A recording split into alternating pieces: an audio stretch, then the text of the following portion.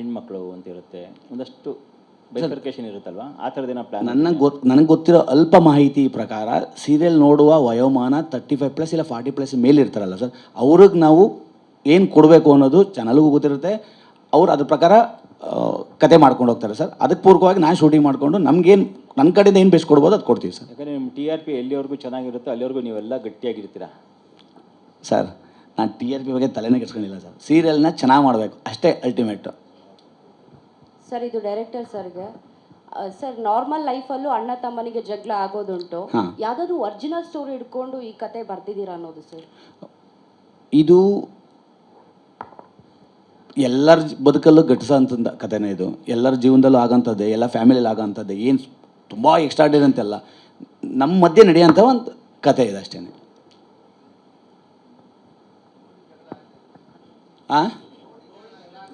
ಜಗಳ ಆಗಲ್ಲ ಸರ್, ನೀವು ಇಷ್ಟಪಡ್ತೀರಾ ಅದನ್ನು?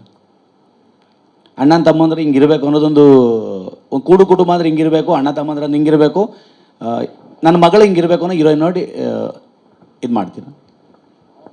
ತುಂಬ ದೊಡ್ಡ ತಾಳ ಬಳಗ ಸರ್. ತುಂಬ ಸಾಯಿ ಪ್ರಕಾಶ್ ಸರ್ ಇದ್ದಾರೆ, ವಿಜಯಕಾಂತ್ ಸರ್ ಇದ್ದಾರೆ, ಅನುಷಾ ಮೇಡಮ್ ಇದ್ದಾರೆ, ಆಮೇಲೆ ಪದ್ಮಕಲಾ ಇದ್ದಾರೆ, ಬಾಬು ಹಿರಣ್ಣ ಇದ್ದಾರೆ, ಅಂಬರೀಶ್ ಸಾರಂಗಿ ಸರ್ ಇದ್ದಾರೆ, ಅಶೋಕ್ ಸರ್ ಇದ್ದಾರೆ, ಸ್ನೇಹ ಸ್ವಾಭಿಮಾನಿ ಇದ್ದಾರೆ, ಗೋಕುಲ್ ಇದ್ದಾರೆ, ಆಮೇಲೆ ನಿಶಿತಾ ಗೌಡ ಇದ್ದಾರೆ, ಆಮೇಲೆ ರೋಹಿತ್ ನಾಯರ್ ಇದ್ದಾರೆ, ರುಹಾನಿ ಶೆಟ್ಟಿ ಅವರಿದ್ದಾರೆ, ಯಶಸ್ ಕಿರಣ್ ಇದ್ದಾರೆ. ಒಂದು ದೊಡ್ಡ ತಾರಾ ಬಳಗ, ಒಂದು 26 ಮೆಂಬರ್ಸ್ ಇದ್ದಾರೆ. ಆಮೇಲೆ ಹೇಳೋದು ಮರ್ತೆ ಚಿದಾನಂದ್ ಸರ್ ಇದ್ದಾರೆ, ಹೇಮದತ್ ಇದ್ದಾರೆ.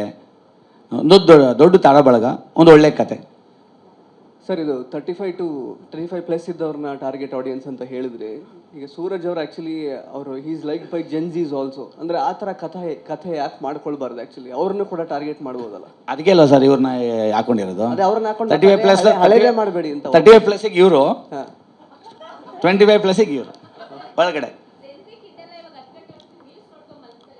ಇವ್ರು ನೋಡ್ಲಿ ಅಂತಲೇ ಈಗ 10 ಗಂಟೆಗೆ ಹಾಕಿರೋದಲ್ವಾ?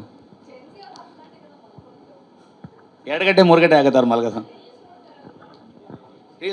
ಅದೇ ಸೂರಜ್ ಅವ್ರು ಇದ್ದಾರಲ್ಲ, ನಿದ್ದೆ ಮಾಡ್ದಲೇ ನೋಡಲಿ ಅಂತಲೇ ಚಾನಲರು 10 ಗಂಟೆಗೆ ಹಾಕಿದ್ದಾರೆ. ಸೂರಜ್ ಅವರು ಇರ್ತಾರಲ್ವ, ಆ ಒಂದು ಉದ್ದೇಶಕ್ಕೆ ಅನಿಸುತ್ತೆ.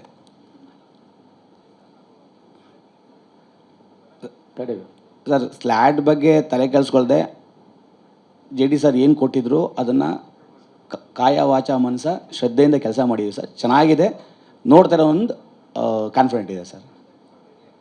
ಸರ್ ಈಗ ಒಂದು ಜಾಸ್ತಿ ಇಲ್ಲ, ಒಂದು 5 ಎಪಿಸೋಡು, 2 ಎಪಿಸೋಡ್ ಫುಲ್ ರೆಡಿ ಇದೆ, 5 ಎಪಿಸೋಡ್ ಫುಲ್ ಶೂಟ್ ಮಾಡಿ ಇಟ್ಕೊಂಡಿದ್ವಿ. ಜಾಸ್ತಿನೂ ಶೂಟ್ ಹೋಗಿಲ್ಲ ಸರ್. ಸರ್ ಸರ್ ಭಗವಂತ ಆಶೀರ್ವಾದ ಮಾಡಿ 1000 ಎಪಿಸೋಡ್ ಹೋಗ್ತಾ ಇರಲಿ ಸರ್. ರಾಮ್ ಸರ್ ಥರ ನಮ್ಮದು 1000 ಎಪಿಸೋಡ್ ಮೈಲ್ಗಳು ಸೇರಿಕೊಳ್ಳಿ. ಅವ್ರ ಪಕ್ಕದಲ್ಲೇ ಕೂರೋ ಭಾಗ್ಯ ಸಿಕ್ತು.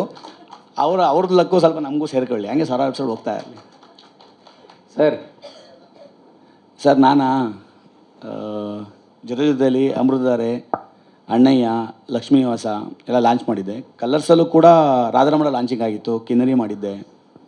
ಅದಾದಮೇಲೆ ನನ್ನ ರಾಧೆ ಮಾಡಿದ್ದೆ, ಪ್ರೇಮಲೋಕ ಮಾಡಿದ್ದೆ, ಸಣ್ಣದಾಗಿ ಏನೋ ಮಾಡಿದ್ದೀವಿ ಸರ್. ಡೈರೆಕ್ಟರ್ ನಿಮಗೆ ಪ್ರಶ್ನೆ ಇಲ್ಲಿ.